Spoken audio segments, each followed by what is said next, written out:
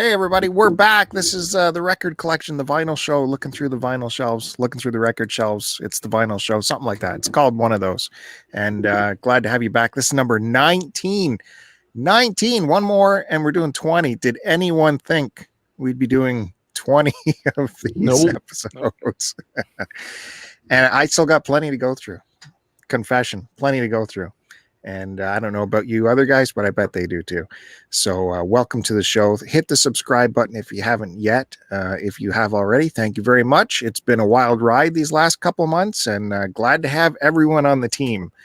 Come on board. We're going to experience all kinds of fun stuff like this vinyl show where we go through our record collection.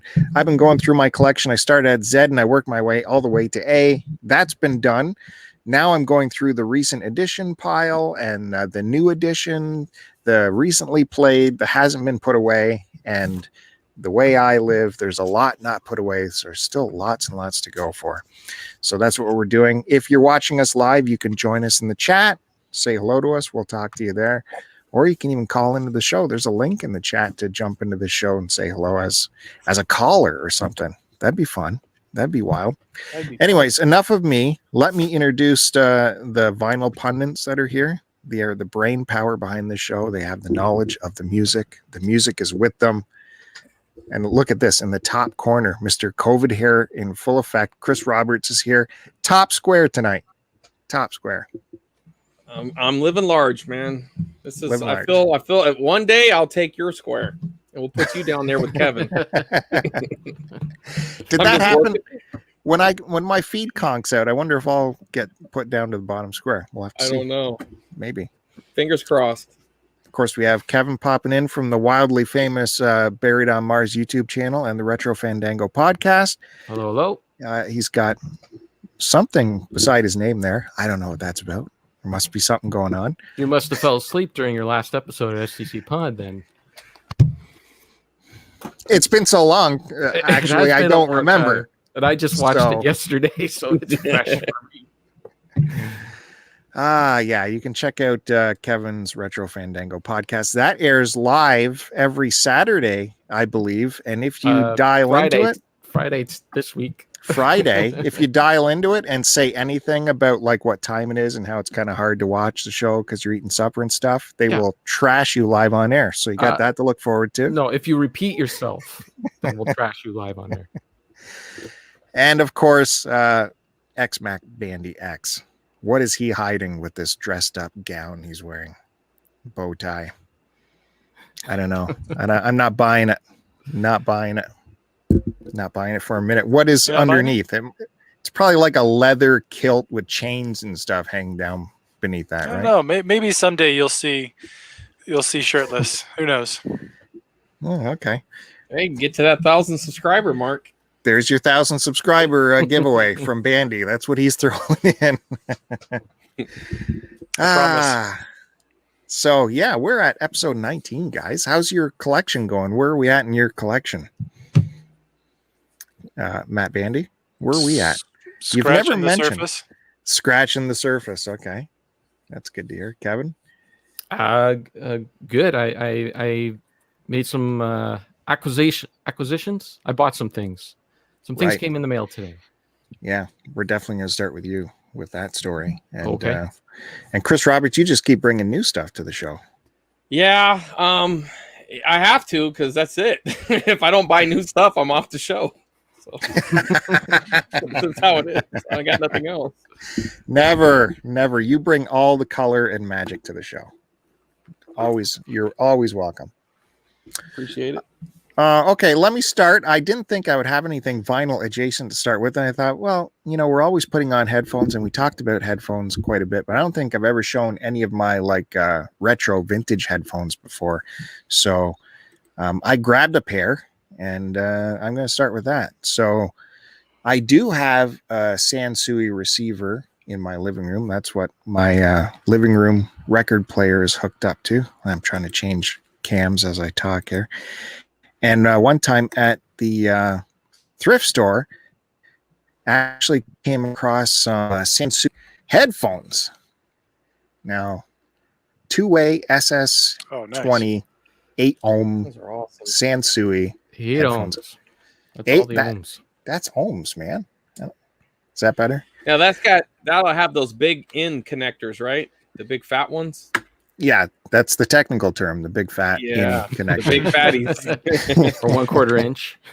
Big don't mean bad.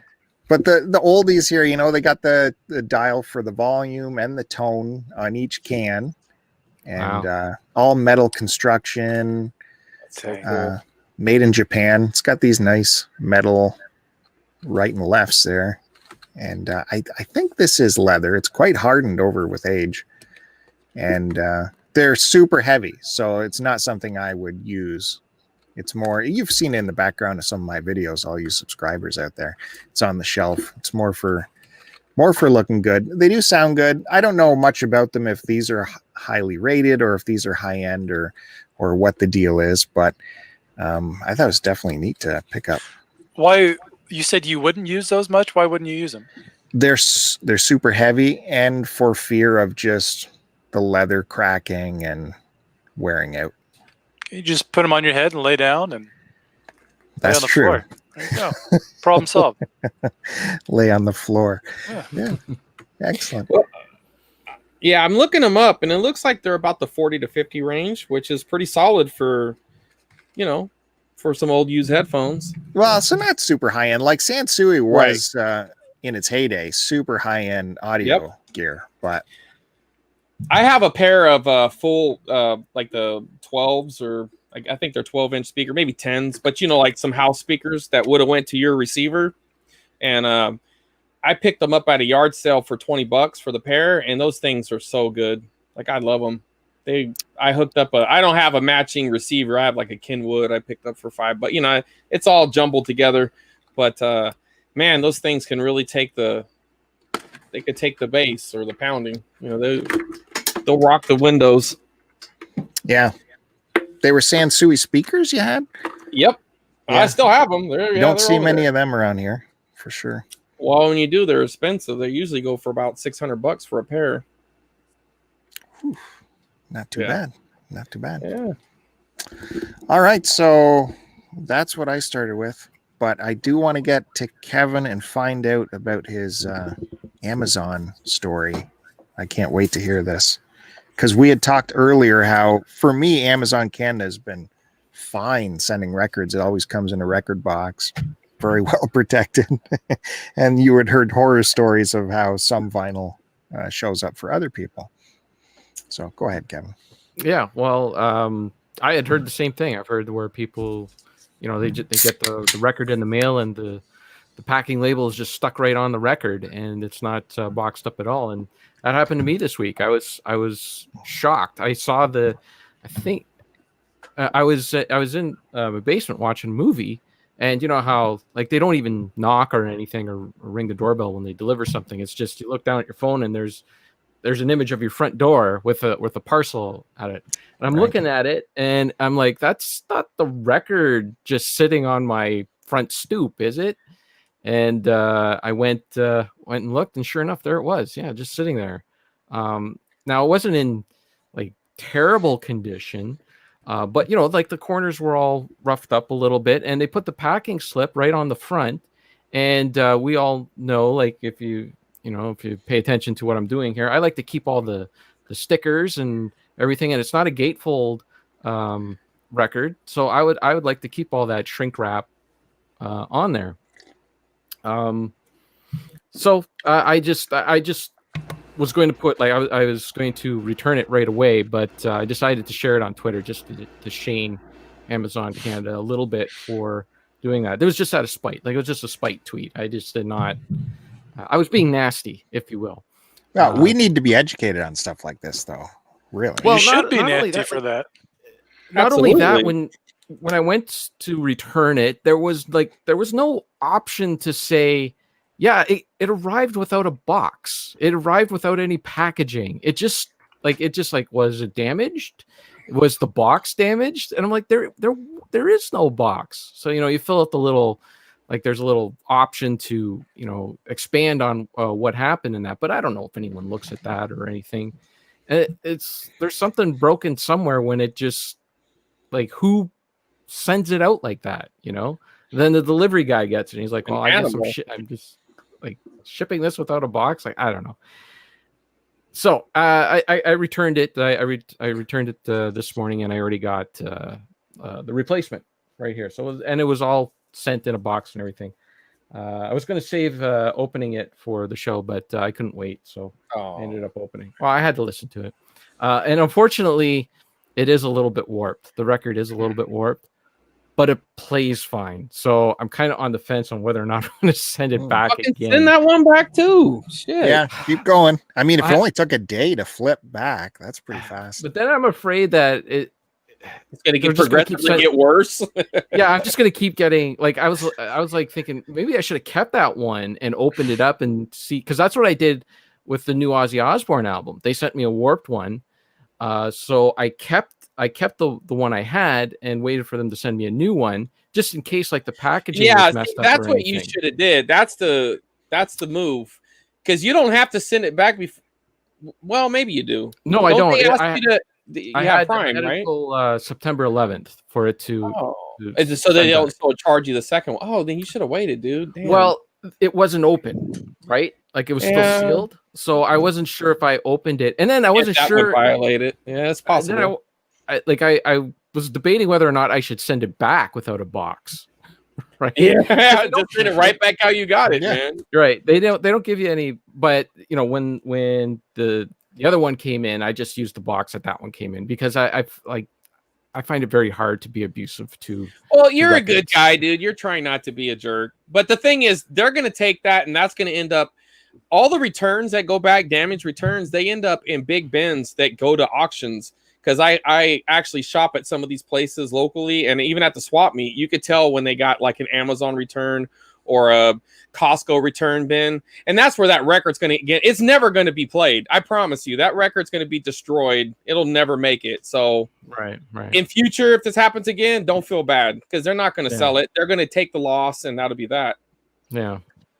So anyways, if you're listening, Amazon, step your shit up, man. What the? Yeah, I know, really. Anyways, I got it here with the corners are all in nice shape, unlike the first one that they sent me where it was all dinged up. Great.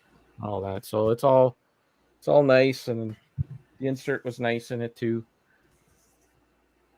Yeah. All in good condition. And I already put the record in a sleeve, but I don't know how warping will show on here. You might be able to see it with the light. Maybe not. It's hard to tell. No. It's really hard to tell. Like something you can't tell unless it's playing. You know, it gives a little bit of a that drives me nuts too. Even though I have a few records I like that, it sounds fine, but it just in the back of my head like, oh man, the thing's. Yeah, like when it was playing me. and I was doing stuff in the kitchen and all that, it wasn't bothering me. But then when I would go and look at it spinning, and it's like, because it's kind of a bit of a wavy warp too. It's not just one little thing. It's like it's got a couple of. It's like a camel almost, right on the back of a camel. There's a couple of humps there that the needle has to go over. But it did play fine. Like I couldn't hear it, you know. So, anyways, I'm debating whether I should send it back or not. I might. I don't know. So, but what also came in is that remastered? Yeah, I know because I saw. Oh, those are all like what? The 30th anniversary of Turbo? Is the 30th anniversary of the original album remastered. Yeah, because I know they a lot of those early Judas Priest records got re-released not too long ago, and I wasn't sure if they were all remastered or it was a different mix or something. But yeah. So in the 2000s they re-released all of their catalog on CD, and those were remastered in a bad way. Like they kind of dicked around with the original recordings a little too much, and it's a very saturated sounding. Like just any of those CDs that you get from that era, it just sounds like they just sound a little bit off. Yeah. So when they redid them again, they did them right, and these are the way it was meant to be sound, I guess. But it is, it is labeled differently. It is labeled as Turbo 30, you know, so there is like some sort of distinction there that it isn't the original. But and it's a good album too. It's kind of crapped on a little bit by some fans because this is the moment where they kind of went synth. They added a lot of synth to the 80s sound, if you will, to their metal sound. But I don't know, the writing is still there for me, like they're still good tunes, Did it go on sale? Yes. Yeah. And that's why I picked it up. And actually a couple more went on sale today, and I picked them up, and I'll show them next week. It's been dry for a while too. Like I haven't picked, like last month I only bought 3 records, and I hadn't bought too much since, but finally a couple more went on sale. So this next album here, I actually had missed the last time it went on sale, but they still allowed you to order it at that price, and if they got more copies in, they'd ship you a copy. So I ordered this like maybe about 2 months ago, and it finally came in. Metallica's Ride the Lightning. This is the last of the original 4 albums that I needed. Number 1 thrash metal album of all time. Yep. It says it right on there. So it's true, right? Yep. Can't be lying. 100%. It's the best Metallica record. I don't know. Absolutely. If it's the best. Well, it's definitely the best Metallica record. So this isn't open yet, so I am going to crack it open. You'd say this was the best one, Chris? I think so. Yeah. I'll put it like I'd this. say that's the best. If it's not the best, it's definitely my favorite, but I think it's the best. I enjoy that one from start to finish. For me, it's that and Justice for All. Yeah, and Justice. Yeah. I like that one too, but I'll probably go Master of Puppets before Injustice for All. But I think all those 3 are very close. I like them all. So Metallica does this. A few of them do this, but this is like the insert, but it's like not the whole. It's not the whole size. You can't put the record in there. It's just a sheet, which is fine because I take them out anyways. And then they put the record in a. So what do you do with them? Just keep them in the record. Oh, okay. So there's a record. It's just black vinyl. But it is 180 grams, so it's got the weight on there, which will help it from warping. Yep. So I'm almost debating whether or not maybe I shouldn't buy anything from Amazon unless it's 180 grams. And there is a download code in there too. What was the sale price on Walmart? And I have to say, I was really impressed with Walmart's selection. I mean, for being Walmart, I was surprised. They had a very big variety and a nice little section going, like probably I'd say about 40 or 50 records to choose from. And oh, wow. Not bad. I don't think they're selling vinyl here yet. I don't think. I don't know. I haven't looked. I haven't been anywhere in a while. But the only time I saw it was when we were in the States last year, and Walmart only had maybe 12 records, and that was about it. I've been looking. They don't have it. They don't have them here yet. They don't have any. But what's the sale price on that we should be looking for? On which one? Both of them? The Metallica. This was $22. And the Judas Priest one was $25. Kevin, have you ever heard regular on the Metallica for us? 39? 30. 30. Yeah. Have you ever heard the slowed down mix of Ride the Lightning? No. So it's played at, I forget what speed it is. Speed the record's played as. Yeah. But it sounds like a full on like doom metal, like Black Sabbath-y sound. Yeah, like the riffs and everything. The vocals are weird because it's slowed down, but like the music, it just gives it like this such a heavy quality. And you can search it up on YouTube for mixes of that. It's worth a listen. Yeah, it's always been like a little bit of a thin sounding album. It's definitely mixed better than Justice for All, because at least you can hear the bass on this one. But that's the way they recorded all that 80s metal, very thin sounding. I don't know why, but whatever. It is what it is. Product of its time. I would like it'd be kind of cool if they went back and re-recorded a bunch of them, kind of like how Anthrax did. but that's kind of the what they do live anyways. So Yeah. Metallica just had an appearance on Stern. What was it, yesterday? I think brand new really? appearance. I don't know what they did or how they did it. It was remote, so I don't know how it all happened. But that's out there. He'll probably put that on YouTube. what were they plugging? No idea. Oh, they had that new S&M, right? S&M 2 coming out. Maybe that's it. Well, we should say hello to some of our valuable viewers who have tuned in. Of course, we got Deke. Oh, Deke, yes. What the heck's the name of his Thunder Bay Arena Rock? It's been a while since I plugged it. And Denise has shown up, and Adam's here. It's good to see you guys. Thanks so much for joining us. Quality viewership right there. Appreciate you guys. Top notch. I tell you, the respect that Chris Roberts showed to Mars during that story, he's like, I'm getting out of the top box here and giving Kevin top That right. was happening. I want to say that, but what I tried to do was log in on the screen so I could reply to Denise and to Adam. And when I clicked on login, it took me all out. I was like, oh, shit. I thought I could just do it on the side. So I was like, I'll just do it with my phone. So I'm replying in real time on the phone. And I didn't even want to mess with it because it was like start up an account. I'm like, what? You just link into YouTube? What the hell's going on here? Man, Chris Roberts does it all. Live chat. He's here with the quips. He's got it all. Well, hey, we're trying to get interaction here. You need it for your algorithm, right? Hey, there you go. Speaking of which, don't forget to hit the like button. Apparently that does something. It helps. Gotta do that. Hit that like button. So Chris Roberts, please tell me what you picked up today or this week on the thrift trail.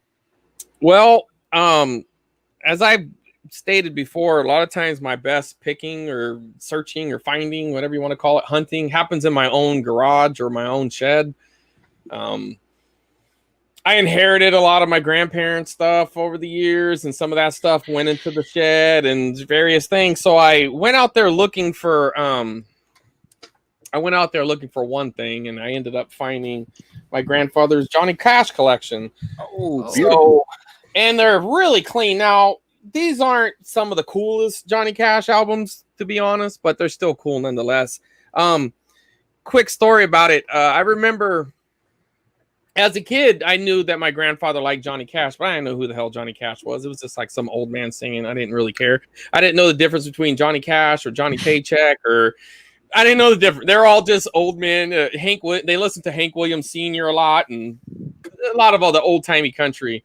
And I remember him telling me that I knew he didn't like Elvis, but I didn't know why. And he's like, he just didn't think he was, he thought he was just like a show off, or I remember him saying something like, he runs around on his wife or something like that. My grandpa was old school. So then years later, I started getting into Johnny Cash, and I started thinking like, wait a minute, Johnny Cash got a song about cocaine and being in prison, and like, what the fuck are you talking about? So maybe that's why, because he has like some of the early years, but I'll show a couple of them to get started. But now, mind you, like I said, these might not be the best Johnny Cash records, but man, they smell brand new. They were in like some, he had like a record box, and this thing did wonders, because like when you smell it, it smells like old cardboard. But here's the Christmas Spirit by Johnny Cash. So I'm assuming he's singing basic Christmas songs, and that's what it kind of looks like. But everything is in really good condition, even though this doesn't have a slit. But damn, this record is clean. So that's another thing, is I never knew them as record players. Like, that must have been before I was born. They went in and out, because they didn't even have a record player. So they went in and out of the slit. I think that's how you were born, Chris. No, I just meant like they must have been into it at one time, and then they moved on to cassettes and all that other shit. But these things are like brand new. But here's another one. Why don't we get to see like the first one? I showed the first one. Yeah, right. That was in and out so fast. Well, I don't know what else to see. It's Johnny Cash. Here's a fucking record. I mean, I still don't get to see the cover. It's just a big block. Okay. Good. Oh, my bad. Here you go. It's Johnny Beautiful. Cash, The Christmas Spirit. That's on And on the Columbia. back, it's just a bunch of gibberish. And there was no sleeve in this one, but somehow the record is still in pristine condition. Listen, I moved on from that one because that's like the shit one. Let's be honest. But and I don't even know about this one, but I noticed a couple of songs on here that look familiar. But here's Johnny Cash, Happiness Is You. And this one has some sort of cover. It looks just like some generic ass plastic. But again, like these records are immaculate. I bet you they never even listened to them. But or if they did, they took very good care of it. So here's the back, in case you didn't see that close enough. And here's a weathered looking. I mean, I don't know who did the art on this, but Johnny should ask for his money back because that looks like shit. But I mean, look at these. It looks like the guy from Goonies. Yeah, it's looking horrible. Oh yeah, the Fratellini brother. Right, but how the hell did this? I mean, who okayed this? It That can't be Columbia Records, can it? It is Columbia Records. Right here, look. Columbia. Yeah, I've never seen that one. Well, hey, I only get the rare shit, okay? And then I'll go one more and then one other adjacent thing. So here's Johnny Cash, Songs of Our, I guess it's Soil. But the record's not soiled, so that's good. But I mean, look at this. Like, does this look like the guy singing about doing cocaine and shit? Look at this nerdy ass shirt. Like, what the fuck? Floral patterns? Like, what tracks are on that one? Let's see. Drink to Me, 5 Feet High and Rising, The Man on the Hill, Hank and Joe and Me, Clementine, The Great Speckled Bird. That's side 1. Side 2 is I Want to Go Home, The Caretaker, Old Apache Squaw, Don't Step on My Mother's Roses, My Grandfather's Clock. Not to be, you better be careful when you say that one. You don't want to drop the L there. And It Could Be You. So I don't know. I ain't saying this is the gold Johnny Cash, but I mean, it means something to me because it meant something to my grandfather, and I know these were his. And so I'm happy that I have them. And I got a few more, but we'll pace it out. But here's my adjacent thing, and there's nothing adjacent about it. But look, I found a sealed Super Friends today at the store. Look at that. Sealed. Never been opened. And this was actually, even though I think, if I'm being honest, probably the one that's the most nostalgic is because they had 3 different Super Friends series. They kind of rammed them all into the same, whatever syndicated market you were in. It didn't matter which. They would rotate whichever ones, because there was the first Super Friends that had like this little teenage group that was with them, and then like some nerdy kids and shit. That one sucked, and like a professor or something like that one must have been earlier 70s. Then they had the Challenge of the Super Friends, which was this one. This is the one I preferred the most because this one had the Legion of Doom, so they always were like the Super Friends against somebody from the Legion of Doom. There was always that shit going on. And then there was like the third one that had like the Wonder Twins and, Apache Chief and I don't know, some other shit. And so I don't know. The last one is probably the one I'm most nostalgic for, but I remember really liking the Challenge of the Super Friends because, like just that whole, you have like this heel faction against the good guys. And it was kind of lazy because it was like Black Manta against Aquaman, and the large girl, there was like a cheetah chick who got really big, and she always fought the Apache chief who got big. It's like, there's no diversity. You had to have the complete opposite if you were going to fight. You know what I mean? Like, so anyway, this is my 10-cent score of the day right here. This is quality shit. You'll only see that on the Vinyl Record Show podcast, whatever this is called. Bill Show. Hit the subscribe, Super Friends. Yeah. That's what we are. We're the Super Friends, right? Super Vinyl Friends. Oh, he said, sorry, Adam. I didn't even see. He wanted me to zoom in to see the back. I don't even know which one, but when it's my turn again, if you're still here, I'll zoom in. I'll zoom in real close for you, buddy. I don't know. Good luck. Chris Roberts, your camera is like very blocky for me, so that's why it's very hard to see. Let's see. I mean, I don't really know. There you go. I don't know what to tell you, man. I don't have the high-tech equipment you have, Bill. I don't have your Well, money. yeah. It's I just don't have all Bill money. I'm sorry, dude. I can't spend $1,200 on a webcam. Can't do it. all thrift store cameras. All thrift store cameras hanging in the cable section. Hey, you tell your people over there whatever you got to, so they don't think you're spending the inheritance. Right. Yeah, for sure. Okay. Where are we at? Big Bandy, you have yet to show us anything. We're half an hour in. Holy Yeah, I haven't. mackerel. That's what it is when you're bottom right.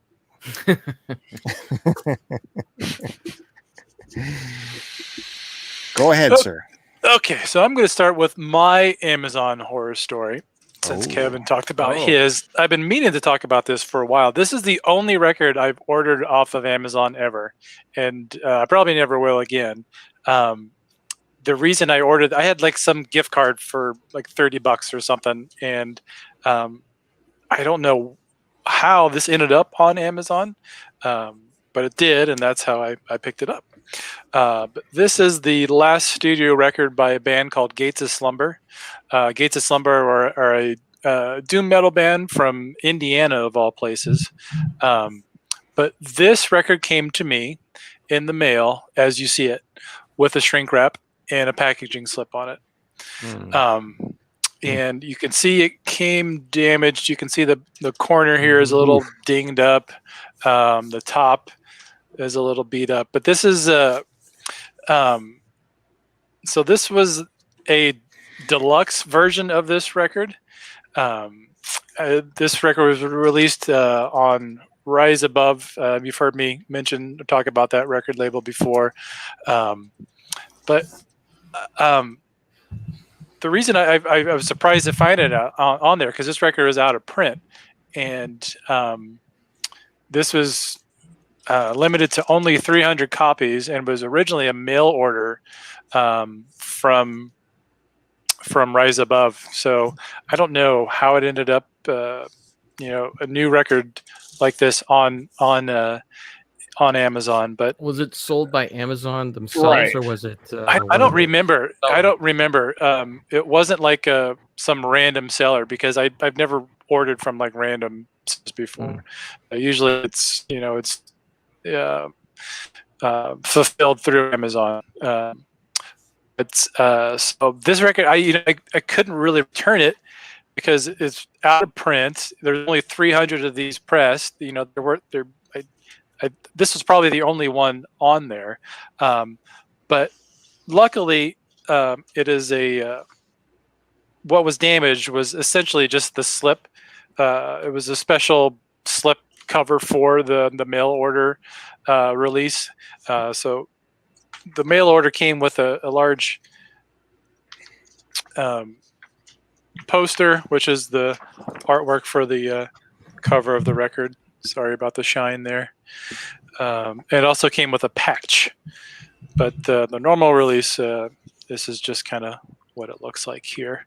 There wasn't really any damage to this, so I didn't make a stink about it.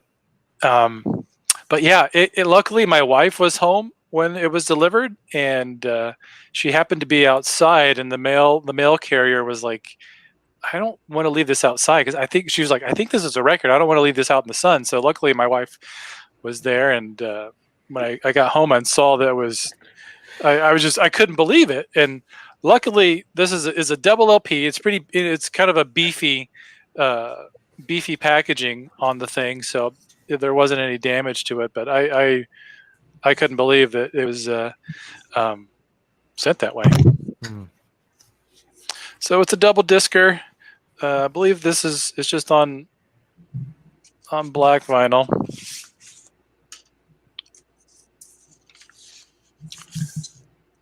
Yeah, and this was a band that I discovered after they had already broken up, which is never a good thing, because if you discover especially underground heavy metal band that's already broken up and not releasing new material, you're guaranteed to have to pay top dollar for some of the releases. So I was lucky to find this. Here's the band, another three-piece band. they have 2 other full lengths that are way out of my price range on Discogs, but luckily they are you can find them on the streaming services. So yeah, this is a good band here, Gates of Slumber. So that was my Amazon horror story.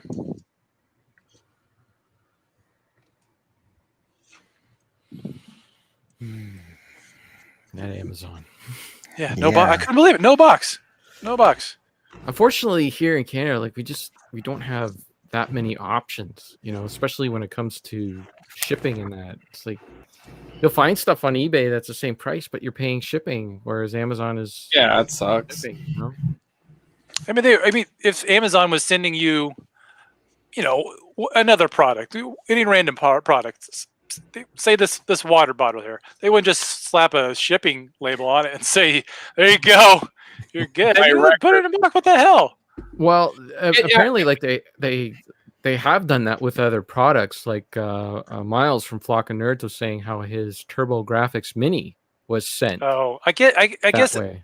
Their rationale with that. I mean, it's a box, but still, it's crazy. They're not thinking about collector value, because I actually had a friend who had the exact same thing with the Turbo Mini. They just slapped. Mine came in a box though, so it's so random how they choose it.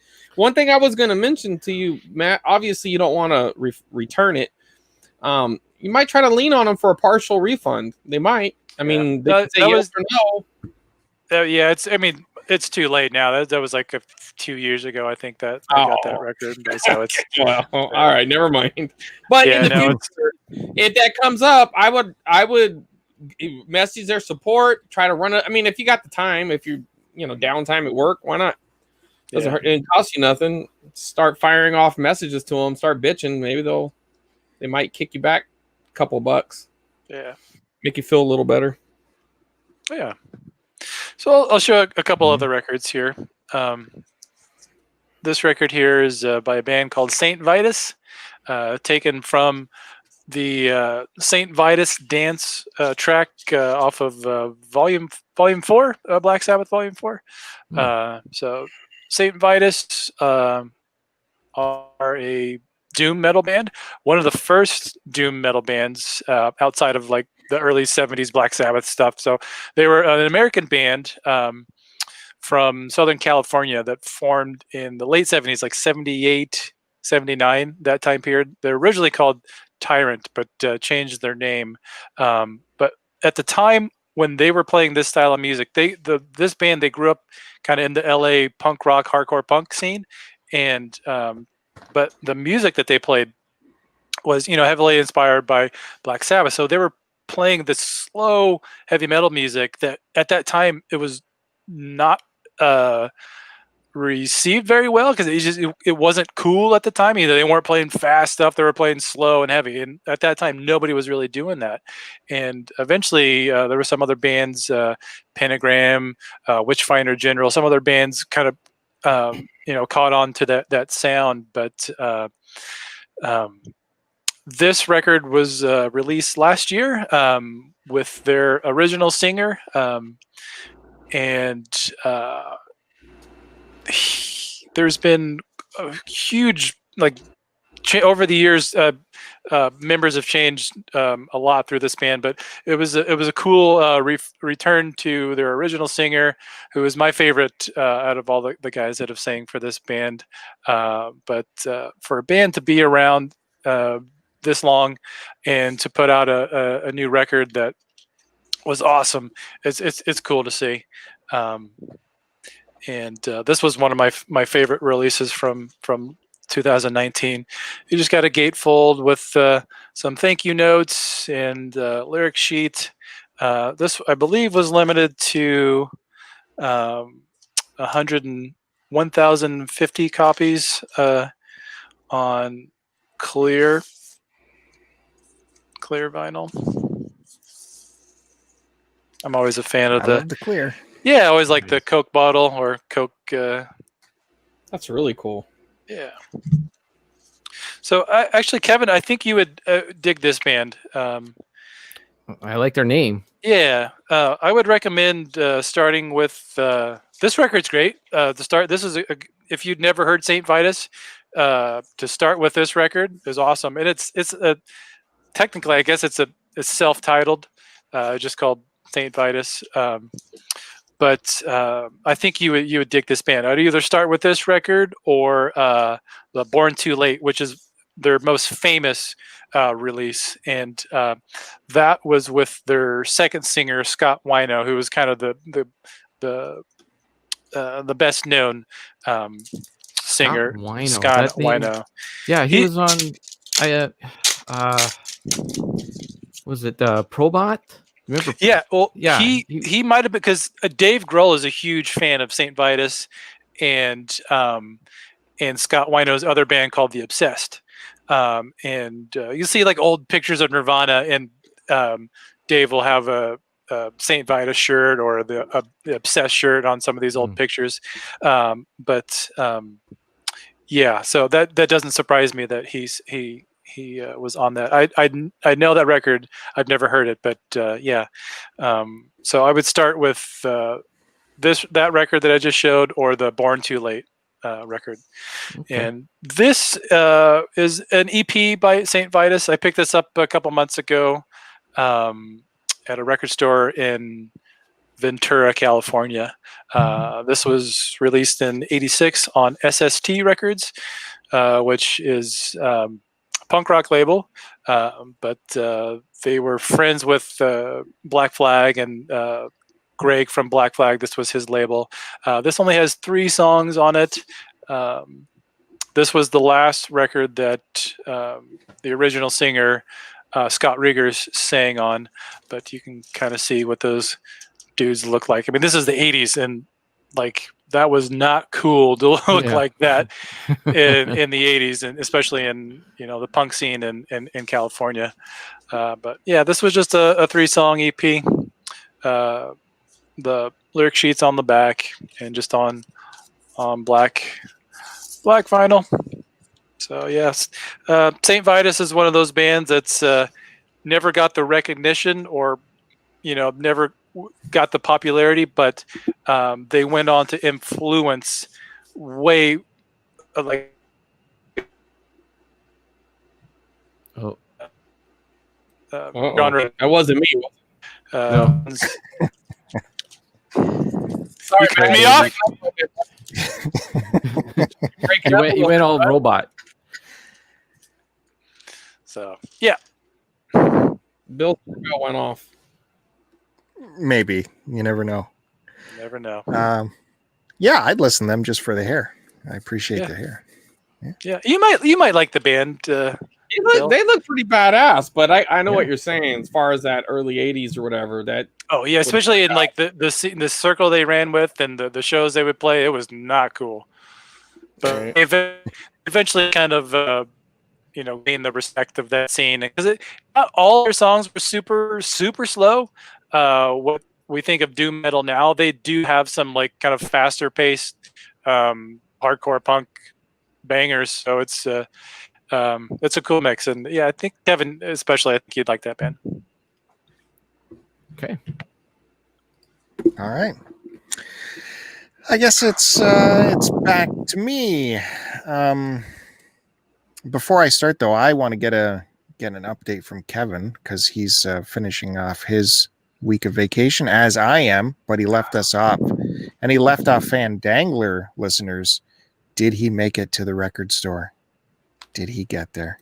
Oh, that's a Fandango exclusive. You can check that out tomorrow night on Retro Fandango YouTube channel. Wow. That's tomorrow Friday night at 5 p.m. I'll let you know. 5 p.m. Like, I'm cooking and shit. My co-host lives in Japan, and I got a very small window, but I can get him, and that's the window. Hey, Matt Bandy, Denise has a very important question for you. Do you love Bob Dylan? Sorry, Denise, I do not. Okay. Here we go. Backtrack, backpedal, big backpedal. I don't hate Bob Dylan. I've come around on some of his stuff over the years. There's some tracks that I like, but as a whole, it's take it or leave it. Damn. Speaking of that, I didn't dig those tapes up, so we're gonna have to. Anybody who even cared, I'm gonna get those tapes out next week, Bill. Those Bob Dylan bootleg tapes or whatever they were called. I think it said that on the cover. Yeah, for sure. Well, I thought you said dick tapes right there. I was kind of concerned. Well, I mean, it was the 60s. All right, so it seems I am in my in a pocket of Led Zeppelin stuff here, so I can show off some Zepp albums for you. Let me switcheroo. Okay, yeah. So here we go. Zeppelin 2. This looks in really good shape. I'm pleasantly surprised by that.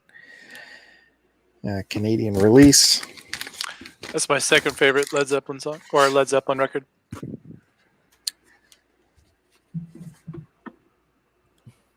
Nice big gatefold. Whole lot of love. I'd like to apologize to Denise. I think I upset her. Yeah, Bill's gonna lose the sub. Yeah, I know. My opinions aren't fully endorsed by the rest of the pundits, or don't. Right. Yeah, I can't lose Denise. She's one of the hardest working subs we got here. So, and look at this. Even comes with a sleeve. Wow. Yeah, imagine that sleeve treatment. Yeah, full sleeve. This is in immaculate shape. That should be no surprise to anyone. Well, it's a surprise. It's in your collection. That's right. What? So what's the C mean there? Why has it got a C?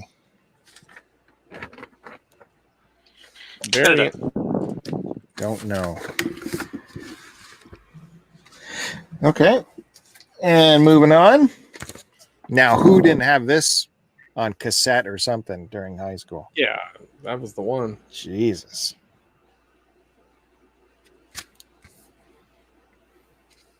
That's going to be Kevin when he cleans out his garden later in the fall. Yeah, pretty much.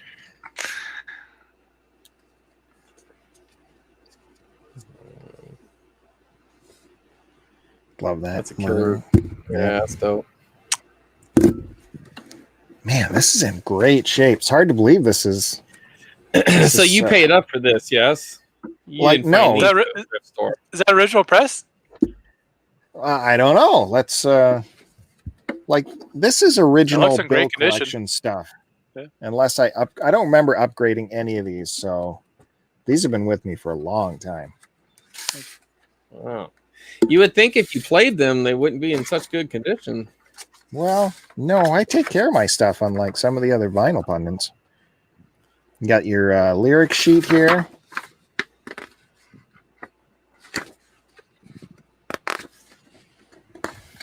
Is that it? It's thick. It seems thick. I really love that record, but if I never heard Stairway to Heaven again one more time, I would be okay. Yeah, that's the one that is so played out. It's hard to really get into it, and I used to love that song so much in high school. I went so far as when my first iPod, when I entered all my Led Zeppelin stuff by CD, I removed that track from the list. Nope. Done. It's weird. It's one of those songs I find, like, there's a few songs that are like this, where if it comes on the radio or on a shuffle or something like that, I don't want to hear it. But when you're playing the record and it's in the context of the rest of the record, it just fits, and I don't feel like skipping. Yeah, it's still a beautiful song. It is. It's just when you've heard it 7,000 times, it's I got scarring memory of it because I once got caught, dancing with a hot lady during that song. And you know what happens? You think you're going to ride out the slow and keep dancing slow. Then it gets awkward fast. Oh, big important question here from Denise to Matt Bandy. Hey, that's awesome. I've heard, sure. Sure, but I've heard I've listened to a lot about Dylan, but you can make a list. Sure. There you go. Sounds good. So yeah, as far as I know, this is original pressing. I don't know. I didn't see anything to make me think it isn't. It's in. Geez, that's good shape. It is Canadian release though. Absolutely love that bit in Wayne's World where he's the no stairway sign. Yeah. That's so funny to me. That is a good song though to learn. You learn your finger picking to that song. Mm-hmm. My ex-wife's she had a stepfather for a little while, and he knew how to play Stairway to Heaven. That's another reason why I hate it, because he was a big fucking douchebag, and he had a guitar. And I swear to God, anytime, like, we stayed with them for a little while early on, and anytime I'd bring a friend over or something, like, we'd be trying to smoke some pot, and then he would weasel his ass in there and bring that stupid fucking guitar and play Stairway to Heaven. So we all had to sit there and listen to it like we gave a shit. And then finally, I brought one of my friends over who was super blunt, and he like just said, "Hey, let's go outside," and we just left him sitting in there playing his fucking guitar. So anyway, side note, Nice. another reason why I don't like the song anymore. Ed, if you're out there, you're a fucking asshole. There it is. Yeah. Lost a subscriber now. Ed's Yeah. gone. Fuck you, Ed. Well, here we have Zeppelin 3 with the die cut cover. A lot of people have just the reissue of this. That's just the picture. But see this? Nice. The mechanics are working. It's like that old game Husker Du. That's really cool, man. It is now. Oh, that's our 9 o'clock, halfway through the show. Oh, boy. Okay, so 1970. Yeah, looks good. We are blessed with another original sleeve here. Paper sleeve. What are your thoughts on that record, Bill? Oh, I love it. Hmm? Acoustic. The vocals are great. I don't have any complaints about it at all. Too mellow. Too mellow. No, I like the earthy tones. Too mellow. It's a good album. Man, since I've been loving you. Yes, guys, I'm with you there, Kevin. Guys, listen to Since I've Been Loving You. Like, especially Kevin Blues Guy. Yeah, I know that Blues song. Guy. That's like... It's not... it just wouldn't be in my top 5 Zeppelin albums. It would be in the bottom 5. Yeah, I'm with you there. Like, the first 2 albums, I think, were a lot more bluesy than that one. That's when they started to get a little folksy. Yeah. You know? But I would put 1 and 2 and Houses of the Holy and Physical Graffiti, and probably one more before that one. But that's just me. For some reason, we have another Zeppelin 2. Let's find out why. What is happening here?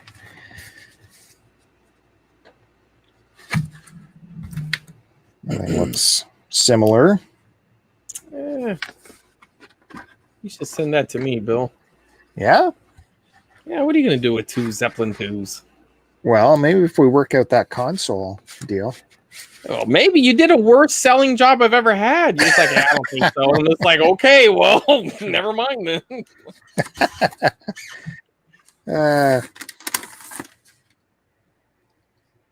Now, isn't this the one I said had a C here? And then this one does not. Yeah, and that's probably why you kept it. I guess so. So there you go. Got to keep it. This doesn't have a C. Oh, well. Okay.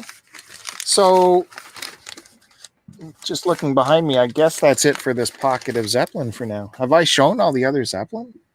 Maybe. I think so. Yeah, I've shown Zeppelin on other episodes. So that might be it for the Zeppelin stuff. Yeah. It's been 5 months, Bill, right? This is the 20th episode? No, almost. I 5 did months. the math wrong. It's 5 months, right? Oh my gosh. We started in Jesus. what, March? Yeah. Wowzers. July, August. Yeah, there you go. The vinyl show. All right, so I will pass the torch on. I guess we're back to Kevin, right? Top square. Top square. Well, I hope we don't overlap too much here because remember last week I said I was going to talk about my Johnny Cash, and we all remember Hugh Mackey there writing his name. Oh, okay. Right on the Right. forehead. Right in the fucking forehead. Come on. Even though he had a whole back, nice white back there. Lots of space here. Lots of space here to write your Sucks, name. man. No, right there. I don't know. But this is just the greatest hits I found. I don't know, probably somewhere. Cheap. Look how they used to put the advertisements for the other records from the record label. Right. That's advertising space there. So what record label is this, Kev? This Columbia. Oh. You can see. I think this was the original greatest hits album. Because it's all older stuff. Orange Blossom Special, Jackson, I Walk the Line. Like nothing from the 70s. Is that Boy Named Sue on it? Nope. No, because I've heard there's like the edited version of that song and where they bleep it out and then unedited version. Yeah, that's right. Yep. There's the vinyl. All in good shape, of course. Because I take good care of my stuff. My stuff doesn't look like a cat danced on it. Some other people. That literally has happened to my records. I know. And your records look like it. Speaking of A Boy Named Sue, here it is. This is Johnny Cash live at San Quentin. Yeah, that's the one right there. This was it's numbered, so it was either like a radio or someone had like a Sirius library. But the vinyl itself is in great condition. This is an excellent. Now album. that one isn't edited, right? Did they? No, it says bitch one or would something be. on there somewhere. Would it be the No, one this that's one- edited? Yeah, because this was original, right? So it originally was edited, and then it was expanded. There's an expanded version on CD that has like the actual entire show because he performed for a couple hours, and you're not going to fit that on a vinyl record. But on CD, you can get the full set, and I believe on there is the unedited version. Well, I'm I jealous think of that, man. That's a nice album. Yeah, it's good. I think your It's good, back man. cover of that album looks different than my back cover. Really? I don't remember those pictures. Well, this is San Quentin. It's not Folsom Prison, right? Mm-hmm. Right. Yeah, maybe. So yours doesn't have that? I don't remember seeing that. I'll have to look. I don't know. I don't know. And then I just have one more from Johnny Cash, Ragged Old Flag. Yep. Nice. So this was in my grandmother. She was a bit estranged from me, and when she passed away, she had just a ton of records, and they were all crap, like just garbage. Bunch of big band and classical. Yeah, but like none of it was in good shape, and it was just kind of ruined. It was just like it was stuff like she would get, like you'd get stamps when you go buy groceries, right? And then you could take those stamps and you can buy these cheap records with them. But she would never get like anything like K-Tel or anything like that. She would just get like the dumbest things. And for some reason, this record was in there, and it even still had the shrink wrap sort of on it. It's kind of coming apart there, but I don't know why it was in there. It's like, Johnny put on a little weight there. Yeah, well, he was a little bit older. Yeah. It didn't have a sleeve in it, and it is a bit of a scratchy record. You can see it's kind of it looks dirty a there. little- Definitely. I'm gonna tell you what, that record, that vinyl cleaner, I used that the other day on one of these records I pulled from the shed. One I'll show in a minute, and that damn thing worked really good. It was a little poppy, and I let the music, let it play, and I just kind of put it on it, and I don't know, I followed the instructions, and damn, I can hear it clear up as it was going. So it was really, I'm sold on it. It was really cool. Nice. First time I've ever done that. So I found my San Quentin. Okay, and it does. Back. It does have. Back. There you go. Yeah, it does have. No memory. No memory here. None at all. So, Kevin, that was your Johnny Cash. Do you remember, like, the ones Chris Roberts showed? Do you ever remember seeing those around here? Because I've never seen those ones. I haven't seen those either. No, it's the first time I've seen them as well. You guys honestly, call yourself vinyl collectors. I never go to the and country. Cash fans. I mean, this is the real early country shit. Like one of the albums is like the songs that made him famous, and I'm looking at him like, I don't even know one of those songs. So, there was a whole nother era of Johnny Cash. Is that all you want to do, Kevin, for this go? Yeah, like my next thing is Cheap Trick, and I got a bunch of Cheap Trick there, so I'll save it for the next round. Cheap Trick is cool.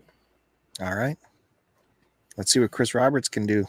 All right, this is the one I'm talking about here. See, it says the songs that made him famous. There you go. The Sun Records days, probably. Yes, definitely Sun Records. And I mean, the only one I know on here is "I Walk the Line."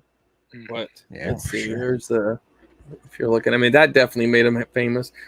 You're gonna have to read them out because there's no way we can read. Okay. Hey, listen.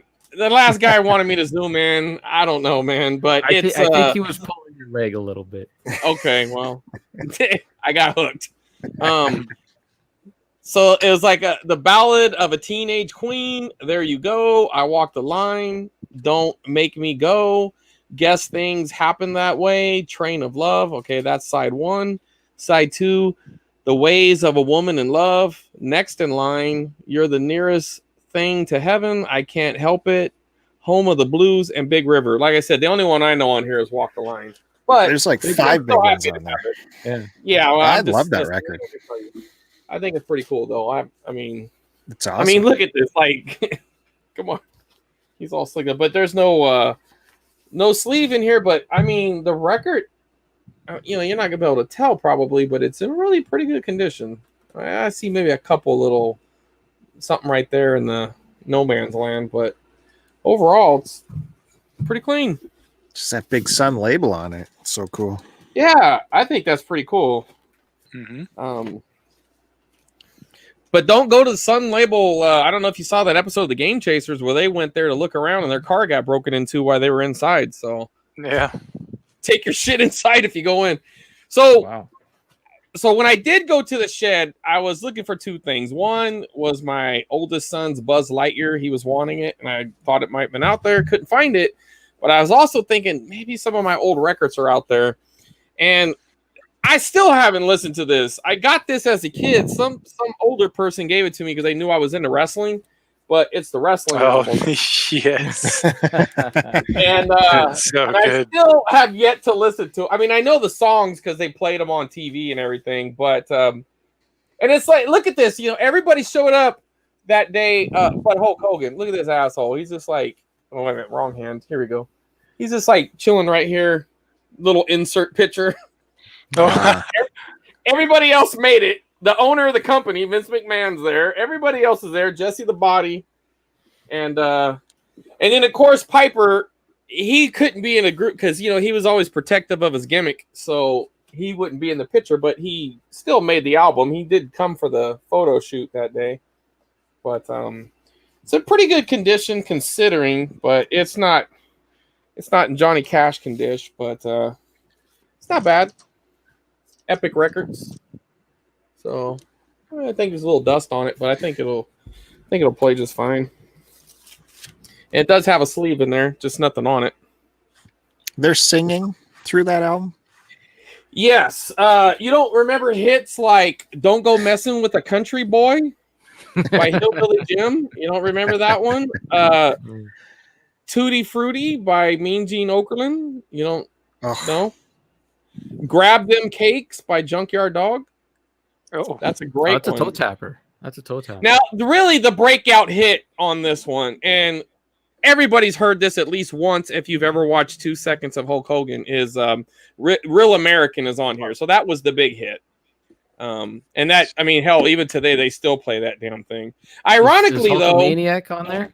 Hulkamaniac? I want to be a Hulkamaniac? No, there's no I want to be a Hulkamaniac, but Real American is always associated with being Hulk Hogan's theme song. But in reality, at the time, it wasn't, because they actually have Hulk Hogan's theme a few songs down. So they figured that out. They understood that was a good song for wrestling anyways. And for 4th of July celebrations. I mean, you have to play that at least once. Chris, have you listened to Macho Man's album called Be a Man? The rap album? Yes. About? Yeah. It is on YouTube, or at least it was. It's on Spotify, and I don't know how the hell I came across it. Oh my god, it is so bad. It's something. It's it's worth a laugh. It's worth a listen to. It's so ridiculous. Yeah. I kind of felt bad for him because somebody talked him into that shit. And you know, the thing about Macho Man is he was always super protective of his gimmick. And I am really surprised he like that guy lived the gimmick. Like if you ever had ran into Macho Man in a grocery store, he was the Macho Man. Like he wasn't this regular dude. He wasn't Randy Poffo, because that's his real name. He wasn't Randy Poffo. If you ran into him, he was Randy Savage. So the fact that he did a rap album is mind blowing. And it's sad, but anyway, back to the Johnny Cash theme. Here's another one that was in there. This is Ring of Fire, the best of Johnny Cash. I still don't think this is the best of Johnny Cash, to be honest. I wonder how many best of albums Johnny Cash has.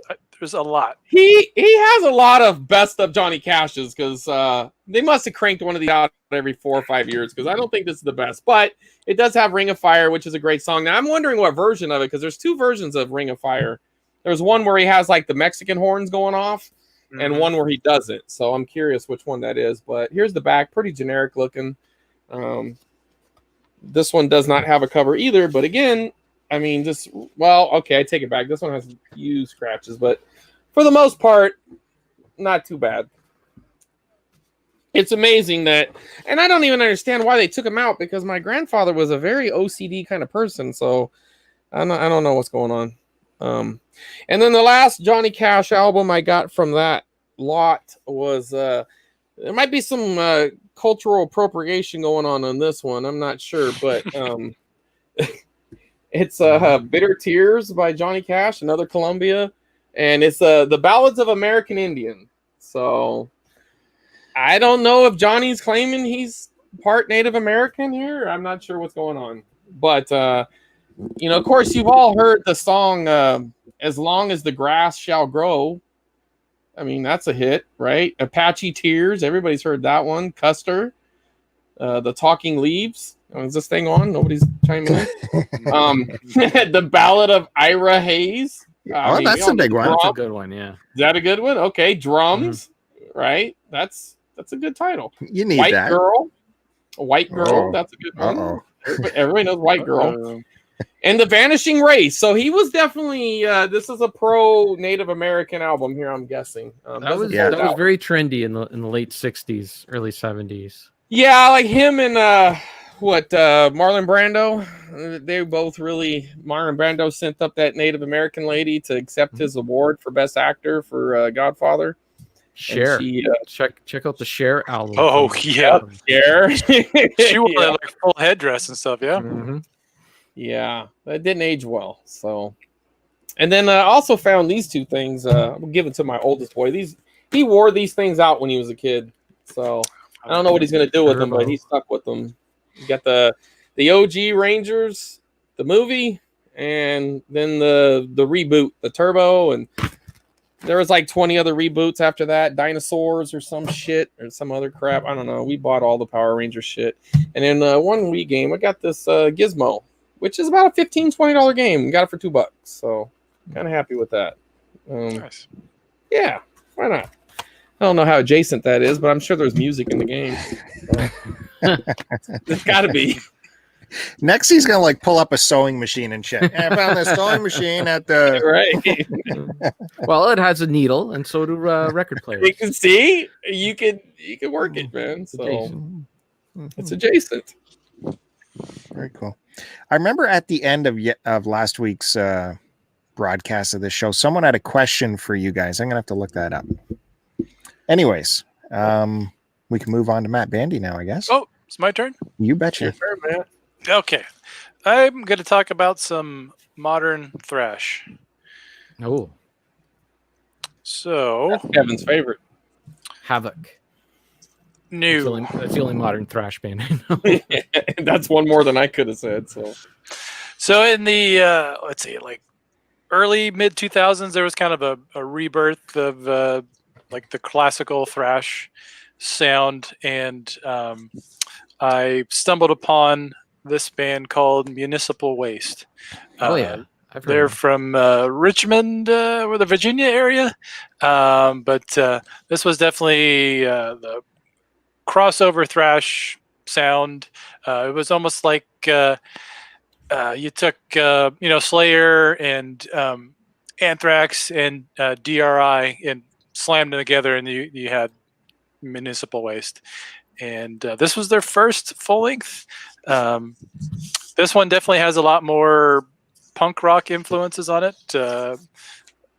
Having members of the band having played in other hardcore punk bands before they went on to form Municipal Waste. So this was their first record here. So put it back. This was out on 6 Weeks Records, which is they do a lot of like thrashier punk rock stuff. You just have the we got some nudity in here. We might have some nudity. It might be male nudity. Mm. Let me see. Get Dong? ready to subscribe. Yeah, Put probably your- some dong. Get ready to click. There we go. I don't know if you can. Nah, There's I probably can't. Oh There's- yeah, right there. there's probably- Donald Duck, maybe. there's probably a ball sack in there somewhere. Jesus. Thank God this wasn't Chris Roberts' camera. You're right. You wouldn't have saw anything. So this was their first record, and then the record that followed was probably my favorite of theirs. I think they were signed to it. I think this is when they got signed to a bigger label. Yeah, this came out on Earache Records, which is still an underground record, but this was a bigger record for them. And this was Hazardous Mutation, which has got some really cool art on the cover. I'm not sure who the artist is, but this is kind of a throwback to like classic 80s, late 80s thrash. Looks a lot like the font on these looks a lot like a Nuclear Assault record, and it's but you got the back of the guys here. Earache, is that the name of the label? Earache, yeah, Earache, and I think Mosh might be actually, I don't know if that's a subsidiary label, but Earache, they're out of I think they're out of England, but this is just on black vinyl here. This is probably, I don't know if I said, this is my favorite record of theirs. You got a little booklet in here, some thank yous, and probably some, just a lyric sheet. And we might get some more nudity in here somewhere. This is very common of hardcore punk rock bands or thrash metal bands that have just mostly like tour pictures of the bands, or just crazy weird collage of the band. It just rests as some liner notes here. So that was their second record. And things started to go kind of downhill for me. This was their third record, called The Art of Partying. And this still got a cool cover. Some zombies at a kegger throwing up, I don't know, something. But it was kind of at this. Those zombies aren't straight edge then, huh? No, far from it. Okay. At this point, they kind of almost jumped shark for me. There was a lot of bands at this point. This Municipal Waste was getting pretty big within that scene, and it was almost these bands were becoming a parody of themselves, and almost like a parody of these 80s thrash metal bands. I mean, all like the songs it's all like Pregame, The Art of Partying, The Inebriator, Beer Pressure. It was like, I mean, I don't look to these records for, great lyrical content, but it was like, it just got a little too silly. And the music's still cool, but it started to kind of wane on me by the time they got to this record. But the vinyl still looks cool. Got a guy puking on the back there. Awesome.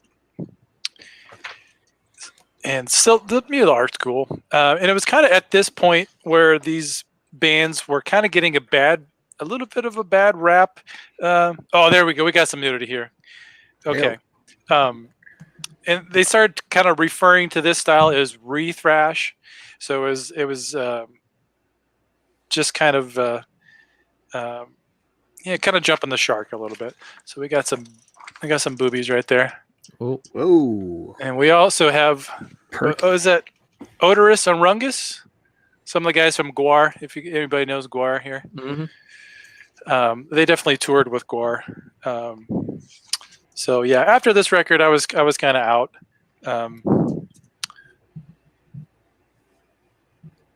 And there's the guys there. And so at this point, these guys, Ryan, the vocalist, went on to do a side project called Iron Reagan, where it's a little bit punkier version of Municipal Waste.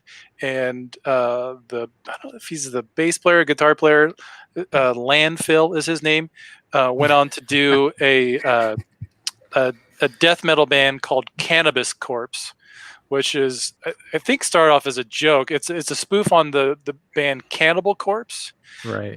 But it was Cannabis Corpse, so they were taking like Cannibal Corpse songs, but putting in like marijuana and weed themes into it. And like the first record sounded really cool, but after it was. And I'm like, oh, it's a joke, it's funny, whatever. But then they started putting out more records and more records. Like, okay, this kind of gone a little. They're like the fucking Weird Al, a punk or something. Yeah, and it was so they're still putting out records, and so just to kind of get to the point I brought up of how this style was getting a little silly. There was a band from St. Louis. Yeah. Called Cross Examination. This is Menace to Sobriety, and these songs they're all about beer and pizza. Just kind of sick. I picked up this record because it was a friend's label out of Chicago called Organized Crimes. I'd seen these guys play a couple times. They were cool live. But, it was just kind of silly at this point. Well, and there's multiple puns going on in there because that looks like a ripoff of maybe Iron Maiden or something on that. But then that title is a ripoff of a movie, Menace to Society. Yeah, Menace to Society. So you got another skeleton at a keg of beer. So it was like kind of like all these bands were doing the same stuff, and it was getting kind of silly for me. Yeah, the creativity kind of died there. But it did come with a cool. That's actually kind of cool. Yeah, it's a legit comic here. I actually forgot all about that until now. So this was, they had a awesome party squad. It was like a bird, like a spoof on the American Presidential 40 steel. ounce and a pot leaf, a piece of pizza. Yeah, on the pizzas there. So I don't think there's anything else in here. Oh, you just got the lyric sheet. Looks like a download code too. You got the band there. There's some more nudity. You know, that's a theme with these thrash. There's a lot of nudity. A lot of nudity. Jesus. So edgy. And then luckily, within the last couple years, there have been a rebirth of bands. A lot of these bands coming out of Texas, doing more of a pure thrash, none of the gimmick stuff, just normal dudes, you know, playing sweet music. And this band out of Texas, Power Trip, released this guy 2 years ago. This is a fucking awesome record. This is their second record, their second LP. And this, Kevin, I'm going to recommend you check out. This was a return to kind of the roots of what crossover thrash, you know, no bullshit, a little more serious stuff. But this was released on Southern Lord Records, which is a little bit different for them. Southern Lord releases a lot more like the doomier, heavier, stonery stuff. But yeah. What's the name of the album? Nightmare Logic. Just got the lyric sheet and some black and white photos of the band. So this band was really popular among the hardcore punk kids and the metal kids, and they would play heavy metal shows. They play punk rock shows. So this was definitely a throwback to the glory days and the you know, good sounding thrash music. So it's cool to see this this sound coming back versus the other little more silly stuff. But I'd still recommend those first two Municipal Waste records. Those are good. Those are fun. Well, I did dig up that question. Thanks, Matt Bandy, for showing those records. Awesome. You're welcome. This is from last week. Paul had a question. Let me throw it up here so you guys can read it. Do any of your friends have a copy of Iggy Pop and James Williamson Kill City on green vinyl? No. Nope. So I have some Stooges stuff, but nothing. I've never heard of that. James Williamson Kill City. I don't know who that is.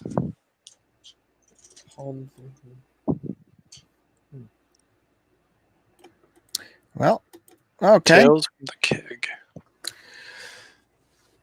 Good to know that we don't have that, but must be a pretty good record to have.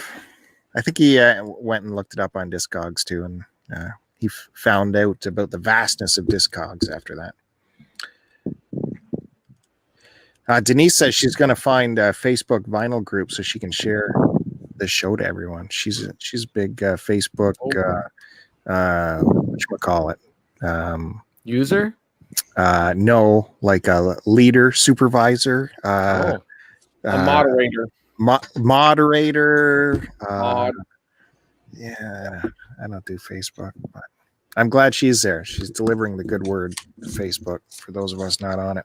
Okay, well, you can be an admin, you can be a lesser. She's the boss, so man, yeah, you don't mess around because those admins, they'll just kick you right out of a group. Don't fuck around. You better follow the rules. That was our first sour note for me with Facebook. We had a Start to Continue Facebook page years ago that was just a Start to Continue, and someone turned us in that Start to Continue was not our real name, so we got banned from Facebook for that. Like, you guys. And who turned someone in for that? Hey, this guy's name isn't Start to Continue. Well, they want you to make a page like and associate it with the real name, and so that they're mining your information, Bill. You're the asset. They need your info. If you don't give your info, you're worthless to them. So don't forget. That's way back, and we had no physical evidence of who we were anywhere except our voice on the internet. So the funny thing is I still have I made a bullshit one up. The name is Crash Fist Fight, and I still get like, "Hey, Crash, you have more friends on YouTube or on Facebook. Why don't you add somebody from your contact list?" I'm like, "How do you? I haven't logged into this in like 9 years. Leave me alone." Like, it's like, leave me alone. But yeah. Okay. Is it back to me again? I guess it is. Oh, okay. So I'll be right back. Uh-oh. Okay. Okay. All right. I just need to get something to drink. No problem. No problem. Nobody's insinuating that you're pooping. It's okay. Don't fall, Kev. Right. Be careful, buddy. Looking awful fragile. Okay. Well, damn. Kevin would like this next group here. We're getting into some good stuff here.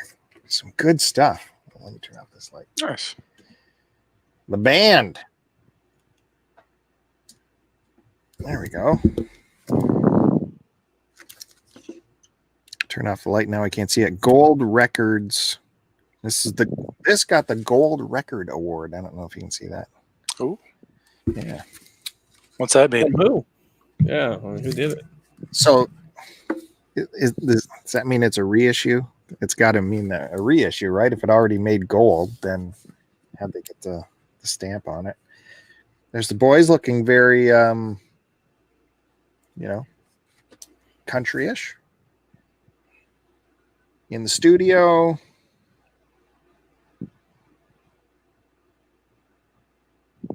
God, can you believe that? Like, there's only 2 of them left today. And, Garth is somewhere in the woods somewhere. What does that mean? He's literally living in the woods somewhere in a hill under a bunch of leaves. I don't know. Doesn't sound too bad. So, yeah. Look at that. Does that have Cripple Creek on it? This does have Up on Cripple Creek. Yeah, the end of side 1. I love that song. Yeah, for sure. That song always, if I just hear it, it'll instantly put me in a good mood. No. This says copyright 1917, so they've been around for a long time. 1917, wow, Yep. It's ahead of their time.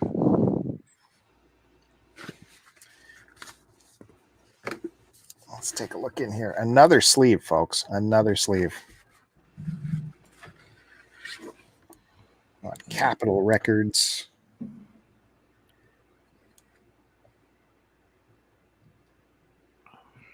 I already showed this record. Did you? Yeah. That's why I went to the bathroom. Perfect time. I just got something to drink. Maybe I should go to the bathroom. Let's go. All right, I'll be back. So everything's here. A lot of fruit. Everything's Robbie Robertson here. He's got a couple co credits. Him and Levon, him and Richard. But everything else is Robertson is on every single track here as the main writer. That's where the money is. That's why they all got upset. Moving on. Stage Fright. Which is interesting. Funny, it lists Robbie's real first name, Jamie Robbie Robertson. Strawberry Wine, that's a good one. Shape I'm In. Stage Fright, of course. I don't think I've ever seen that record. I've only ever seen that first one and the songs from Big Pink. Well, spoiler for you, I still do not have music from the Big Pink. Oh. Why is that? I just haven't come across it, and I haven't spent the bucks to buy a reissue of it.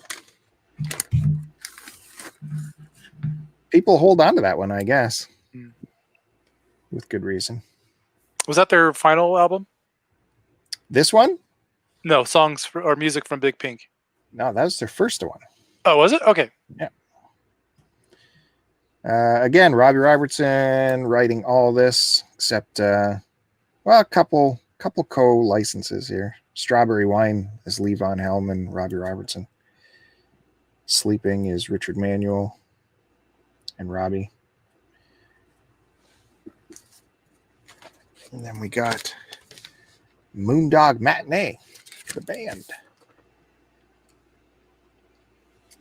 Ain't Got No Home, Holy Cow, Share Your Love, Mystery Train, Third Man Theme, Promised Land, Great Pretender, I'm Ready. I think things were running thin at this time.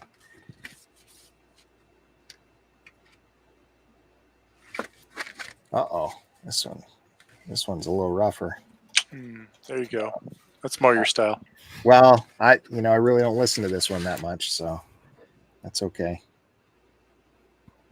Hey, the record's really good though, considering it's easy access. So that's pretty good. This is from '73.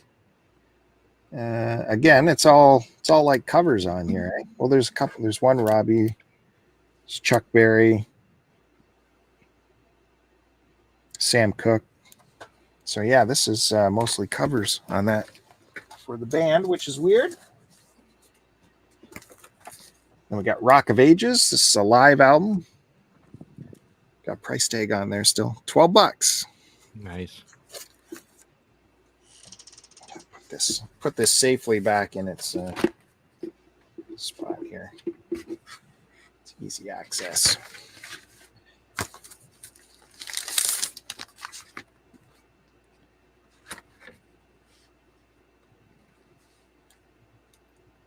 Got some nice live pictures.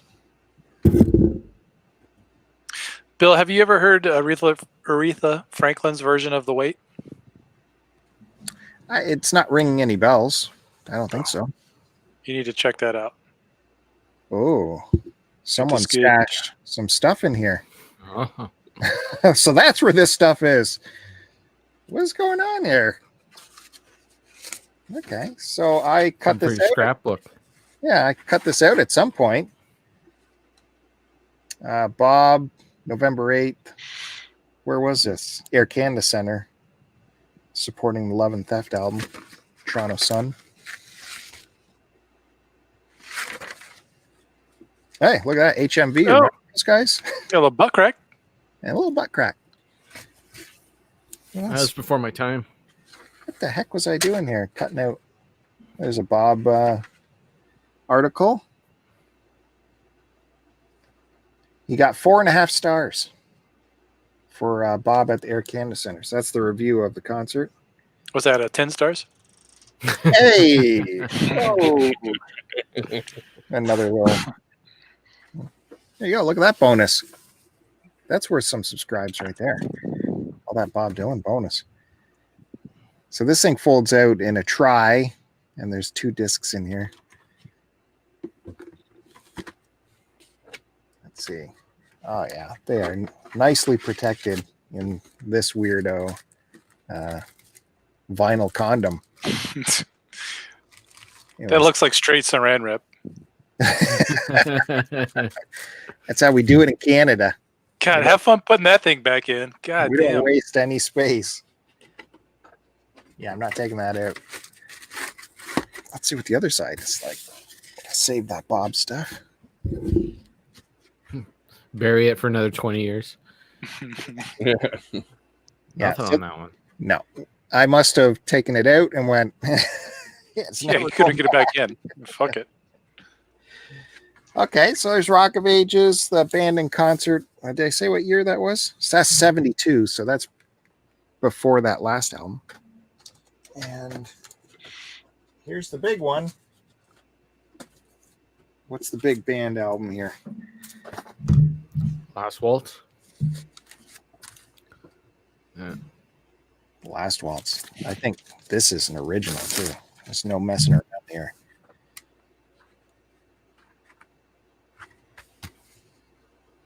Produced by Robbie in 78.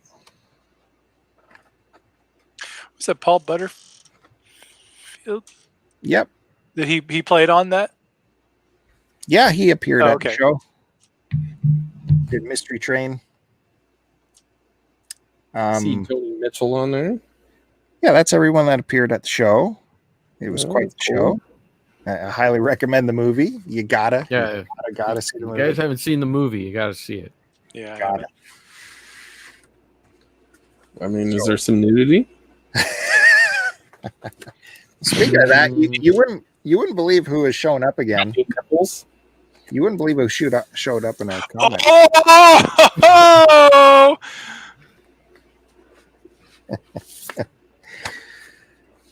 Yeah, that's the man, the legend, right there. Made my night. So we got 3 just blank sleeves with the records in here. So nothing much to see there. Just black record, plain sleeves, Warner Brothers. Now, I also have the bootleg copy of this show, which is straight from the live soundboard. And if you play them side by side, it is so different. It's not funny. You get to hear all of the mistakes, and you get to hear how much Robbie redid this music in the studio after the fact. Really? And the mix from the bootleg is all organ. It's all Garth. You hear so much organ over top everyone else. So those records are just sitting in there in like an envelope kind of thing, right? Yep. Yeah, that's how mine is too. And I thought maybe because mine is a reissue or something like that. But well, maybe this is a reissue. Who knows? Yeah.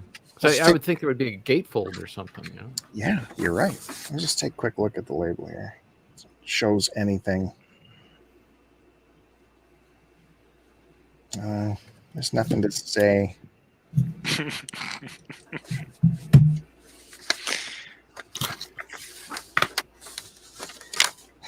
Chris Roberts with the ASCII artwork. I think he left out some. A few, a little bit. Listen, it's not to scale, okay? Well, I figured there'd be something shooting. I don't know. Well, that's flaccid. Come on, dude. He hasn't got there yet. There's the shot before the concert. They all sat down at Thanksgiving dinner. A banquet. A couple of screenshots. Well, thanks, Denise, for stopping by. It was good having you here. Thanks, Denise. Hi, Denise. Thanks for stopping in. Peter North scared her away. Wow, come on. He scared away a lot of women. There's old Neil right there. I wonder if you could see the Coke on this shot. Oh, they got rid of it for this too. Got Van the Man. There's my Neil right there. Look at that guy. The wrong Neil. Neil Diamond. Joni. Ringo was there. Is that the Staple Singers? Staple Singers, yeah. Emmylou Harris was such a fox for that movie. Oh my god, so gorgeous. Yeah, the last side of that album is the studio tracks that they recorded for the movie, and the Staples do a cover of The Weight with the band, and that is fantastic. You might have been in the bathroom when I was asking if Bill had heard Aretha Franklin's version of The Weight. Have you heard that, Kevin? No. Oh, it's so good. So good. I might have. I just, it's not, I don't know. Just check it out. Speaking of artwork, what is going on here? Someone is writing some notes there. I don't know if you can see that. It looks like they're circling their favorite songs or what? Is that a swastika? They're like arrows. Like this song actually should be at this position. I don't know. Oh, very strange. I didn't do that. I didn't do that. So that's. Let me just double check quick. Yep, that's it for the band for me. I love the band. Like I said, I need to get Big Pink still though. Gotta pull the trigger on that reissue. I think they had a big anniversary special that's out now, and I'll have to get that. Kevin, you got the Big Pink? I do not. I just have. Did I show them already, or did I skip past them? No, I showed them already. You showed Yeah. the weight, I believe. Yeah, Or I have the band, the last waltz. the last waltz. I think Stage Fright, or maybe that's just on CD. I do have the Big Panic on CD, but I know that doesn't count. Alrighty. Well, where are we at with you? You said you had some Cheap Trick. Cheap Trick. Okay, so get ready because I'm gonna go full Bandy on the Cheap Trick. Uh-oh. Nice. I got a bit here. So yeah, Cheap Trick. They're great rock and roll albums, and you can get Cheap Trick for cheap. I mean, they're all over the place. They sold a bajillion copies of these records, and you can find them easily for a few bucks each. And you'll want to start your collection with In Color. It's a great one. That's where you want to start. And Cheap Trick was doing this. There's 4 guys in the band, and for a while their gag was that they would put the cool guys on the front and the dweebs on the back. That's really cool. We got Rick Nelson and Bunny Carlos on the back. Cool. And that's where I would be, on the back with these guys here. Because I can always remember these guys' names, but I can't remember. It's Robin Zander and Peterson, I think, is the other guy. I can't remember. But Bunny Carlos and Rick Nielsen, I remember those guys. We should do that for the podcast. Dressed like these guys? Well, no, have the 2 cool ones on the front and the 2. Oh, I see. I think we know who would be on the front. There, Chris. I'd like to think I know who would be on the front. And I think these are all original pressings. I don't know. They might not be. Right. Kev, would you say Cheap Trick's a little underrated? Yes, absolutely. Yeah. I mean, they got a couple of songs that are overplayed, like Surrender and the live version of I Want You to Want Me. Yeah, that's pretty much all I heard as a kid. And then as I got older, I dug into their, listened to their records. I was like, oh, these are all really good. Yeah, and there are good tunes in there. They just never get played. All they play are those 2 songs. And I love Surrender. I think Surrender is the perfect song. It is, great. But yeah, I can still, that one got a lot of play, but I can still listen to that one. And here's Heaven Tonight. Again, 2 cool guys on the front and the dorks in the back. I'd love to have that jacket. And I think, is this the one with Surrender on it? I don't know. No, this is Heaven Tonight. Yeah, Surrender is the second song on there. So you got your lyrics in there. Cool looking band. It's like a guitar, but it's a double guitar. And how come this one it doesn't have a sleeve? I got it in this sleeve. Oh, dude. I put all these away properly. I guess I did not. I did not put this one away properly. I'm going to revoke my sleeve status as a chief sleeve technician. And of course, you got to have in Budokan or at Budokan, 2 cool guys on the front and the dorks on the back. It was a good gag. I don't know why they stopped doing that. They should have just kept that going. But this is the last one I have where they've done that. And this is another great one. Again, I Want You to Want Me on here is just so overplayed. It is ridiculously overplayed. But you put this on and you are in for some good times. It is. I really enjoy live albums that are just the 40-minute LP. So I find like sometimes like the live, like when it's a full show, it's a little too much because they put in all like the drum solo and the guitar solos and all that.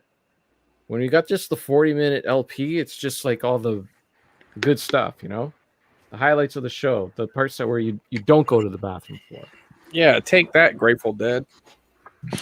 Whoa.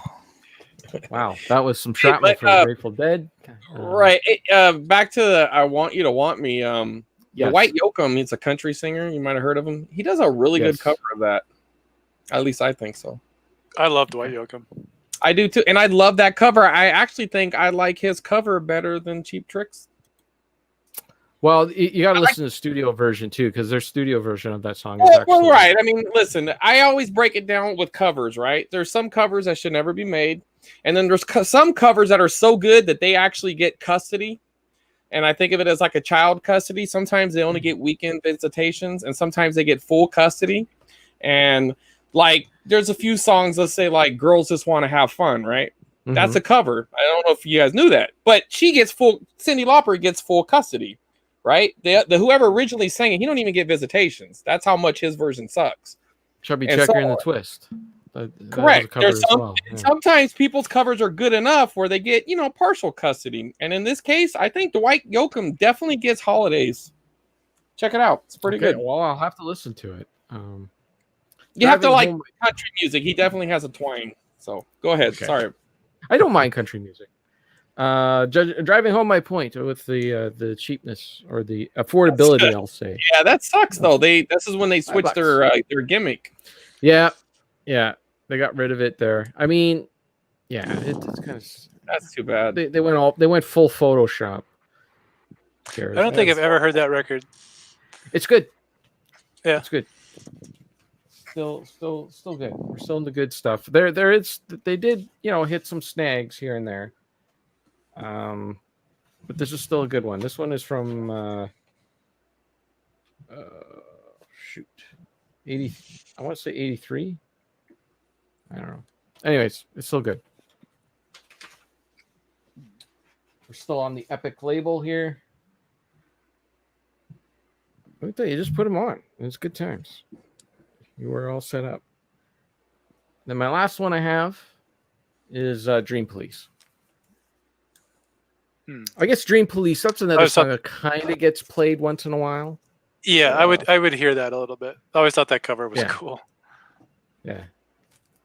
But it is it's a good album. Again, was that record, when did that come out? Did that come out before the previous record, or was that after? I have these all in so this is 79. So maybe I screwed up the order too. I don't know. This album was 99 cents though. At one point. Someone was able to snag this for 99 cents. We got the gatefold there, the band. This is the lineup. That's pretty cool. Yeah. Yeah, it looks like he always works that Cheap Trick jacket in every album. Maybe I missed it on the last one, but it seems like that was on a lot of the albums. Yeah. And it's pretty cool. This is the only one that's put away properly. I got it in its own sleeve here. Wow. I don't know why. Don't know. You know what? I think I was listening to them, and then I realized why this was the last one I listened to, and I said, "Oh, geez, I'm forgetting to put these away properly." There they are. So there you go. That is my Cheap Trick collection, and I recommend them. Get them for a good price. There's some good album tracks on all of these.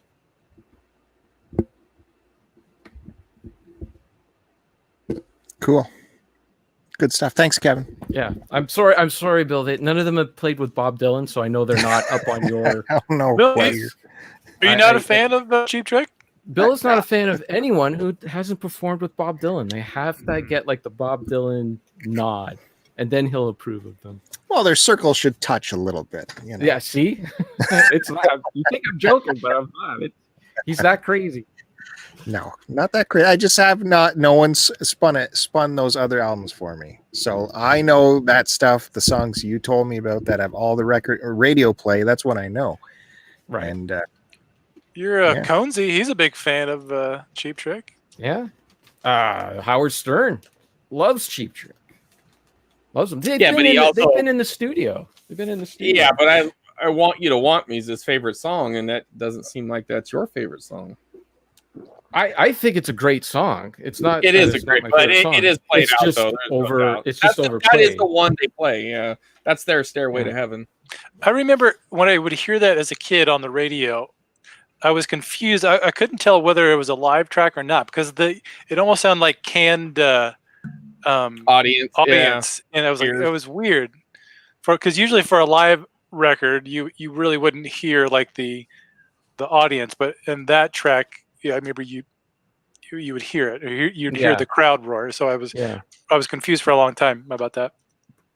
Well, it's funny too, because a lot of, like, at the beginning of that song, you know how he emphasizes, "I want you to want me," and a lot of people think that's like him, like setting up the song, like, "Hey, I want you to want me," but really it's because they were in Budokan in Japan, and he was enunciating it that way, so the people in the crowd could understand what song it was that they were about to play. But a lot of people read way too much into that. It's fun. It's one of those things. He just ruined it for me. I thought he was saying that to the girl. Gets quoted in Fast Times too. Damone does that. I want you to watch me. I don't know. Chris Roberts, what do you got for us? All right, these guys have definitely played with Bob Dylan, okay? And that's NWA and Eazy-E. So this is what's referred to as a maxi single. A little bit better than a single. Typically, singles only had 2 songs on them. I don't necessarily know about the records, but I know that is that way with cassettes. But even though they're 2 songs and 2 songs are the same, but they're actually completely different versions. The Boys in the Hood is the radio version, which is kind of sucks, but it is kind of neat to hear the way they subbed out the curse words for other words. And then the Boys in the Hood, it's the remix, which was on their Straight Outta Compton album. So there's actually a 3rd version to Boys in the Hood, which was the original version, but that's not on here. And same thing with Dope Man. That's the original version, and then that's the remix version. All it has is a few extra lyrics, and they freshened up both of those songs to put on their Straight Outta Compton album, which was basically just adding a little bit of filler. But also their first album didn't quite have, it was more underground, whereas their Straight Outta Compton album you can actually buy in Tower Records. Their original album was something like you had to buy at an LA swap meet or something, or at an Easy's trunk. So I would show you the record, but it's actually on the turntable right now, so you're not going to see that. I have a few more records, but I'm going to hold off because I know we're getting to the end of the show, but I will show you a couple other quick things. This is a horrible sequel, and I never wanted to pay for it, but I found it at the thing for $0.25. It's the sequel to The Lost Boys, which I know Kevin's not a fan of the first Lost Boys, which I love the original movie. But you can, it does have one returning cast member, the only one who was desperate enough to actually do it, Corey Feldman. So for a quarter, I will watch this. I would not pay $10 or $20, whatever it was going for at the time. And I'm gonna say, Bandy, I know you want one of these, and believe me, bud, the next one's coming your way. I'm sorry, I really need this one. I was looking for one for myself, but you get the next one. And I found this today at the thrift. I got me a. Oh, nice! Oh, yeah, little. God damn the Napa company here, so this is the good one. This is about a $70 awesome. tape deal. that's money. Yeah. God dang. Which honestly, buddy, next one is yours no matter what the price is. I don't care about reselling it because these are a bitch to ship. It sucks. People get mad because to ship one of these fucking things is about 20 something bucks. They're like, what the fuck? Why does it cost so much? It's like, I don't know. Learn how to do math. Well, it's huge. And understand how shipping rates fucking work, you idiot. Like this one lady wanted to buy it for because I had a couple of bigger ones, which I kind of now regret selling, but at the time I didn't care. But they were the 100 ones. They're the big ones. Oh. So this lady wanted to use it because she had a stamp. Like, I don't know. She made stamps or cards. I don't know. She did some shit. So she thought it would work good with it. And then she's like, oh, I really want it. But, why so much for shipping? I'm like, listen, I just put in the weight and the dimensions, lady. I don't know what to tell you. So she's like, well, can you do less on the shipping? I'm like, sure, as long as you can pay more for the product. You know what I mean? Like, I'll knock off $20 shipping if you pay $20 more on how much it costs. So, whatever you want to do. I can't imagine finding something to send that in. Jesus. Yeah, I mean, I have a couple of every now and then I'll come across a odd size box and I'll put it in the garage for shit just like that. And I did get lucky that I actually had bought 3 of them.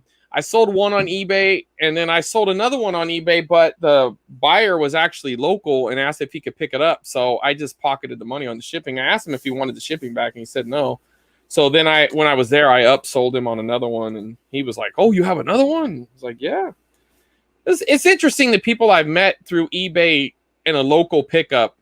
It's so weird because like I would sell shit on OfferUp, not think twice about it, but like meeting somebody through eBay is almost like, I don't know, some sketchy Craigslist date or something. It's odd. Guy pulls up in a van. I'm like, oh shit. We're at McDonald's, so there's witnesses, I guess. But anyways, I'm gonna call it quits for that. I only have a couple more, but I need to hold back in case I don't pick up nothing for next show. So. Well, that's cool. Yeah, we never see them up here. Never. You know, the thing was, this wasn't even for sale. So here's a pro tip. If you go into a thrift store and they're using this to sell their shitty tapes, and especially like this place, the cassettes are $8 for $1. Now, there wasn't one fucking cassette in there they were going to sell. So I did the quick math that it was going to cost me $8 for every tape. So instead of offering to buy the case, I said, "Hey, if I buy all these tapes, can I take the case too?" And she's like, "Well, we use it for display." And I was like, "Well, what are you going to display? There's no more tapes." And she's like, "Well, that's true."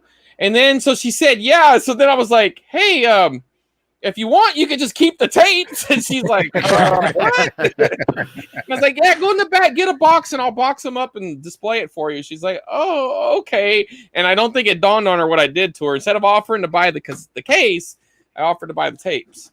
And well, she had a story for that night's dinner, that's for sure. Yeah, she's like, "This fucking idiot. He asked for the tapes, but only wanted the box. That made no sense." So, yep, good stuff. All right, Matt Bandy, what do you got for us? I guess we're coming up near the end here. Yeah, I got a couple quickies here for you. I'll just show real fast. I'd say this is my bill pick for the week. I think you might like this band here. I'll show them both real quick. Do they jam? A band called Magic Circle. Magic Circle. I'll show you my Magic Circle later. I'm not going anyone's Magic Circle. So this came out. This was last year. So this was they're a doom metal band, but this is more 70s inspired sounds.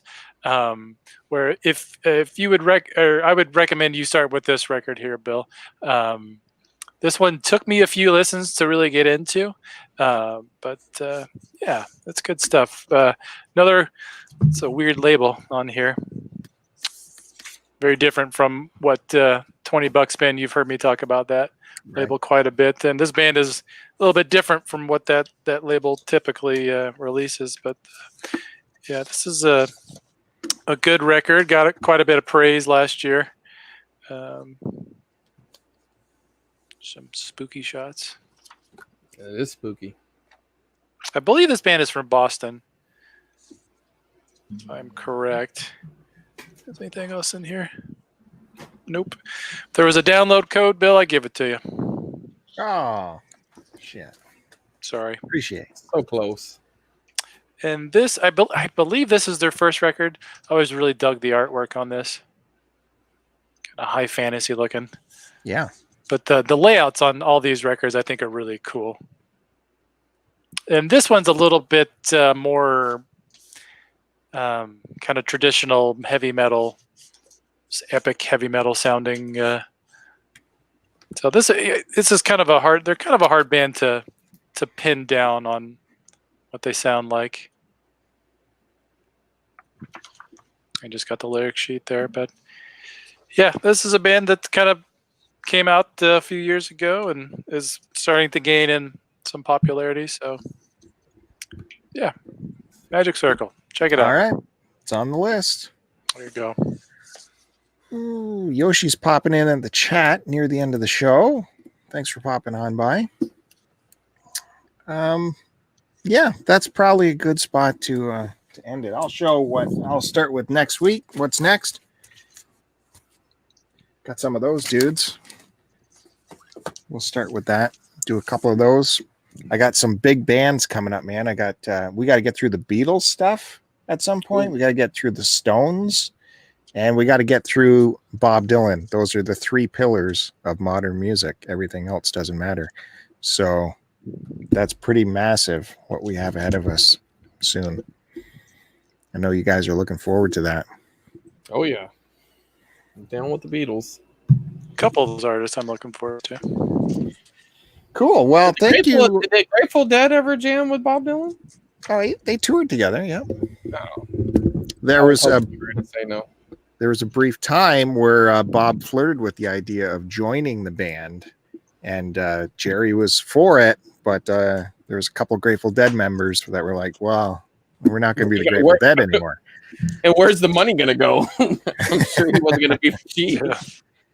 So yeah, but Chris Roberts, thanks for reminding me. I do have Grateful Dead stuff to go through as well. Thank you for reminding me. Oh, great. Oh, we already did that. I've been peppering it, and today we missed out because I had so much band and stuff. But yeah, there'll be more peppering of the Dead to come. Beyond that, thank you guys for appearing on this week's episode as normal. I appreciate you. I look forward to talking with you every week. We got Chris Roberts, who admits that Kevin poops a lot. And we have Kevin buried on Mars, who counters it was only pee. And Matt Bandy joining us. That was a great show. Good stuff. I had fun. Anything you guys want to close with that we need to talk about? Did I get to everything? Are we good? Did we do it? They say we're said good. it all. We've said it all. What more can we talk about? All right, thanks guys. Don't forget to hit the subscribe button if you haven't already. If you have, I appreciate it. Thank you very much. There's lots of good stuff coming on this channel. More to come. I hope you've checked out the last couple live tracks I put out there. Very intimate Bob Dylan performances. Just him and his guitar from the 90s. You're not going to find that anywhere. And I'm going through the bookshelves, so we're going to be looking at some coffee table books soon. So that'll be fun too. Lots to look forward to. Can't wait to have you join me in on that. And we'll be back next week with more vinyl talk. Lots more to show. We'll see you in a week. Thanks, guys. See you, everybody. Catch you next time.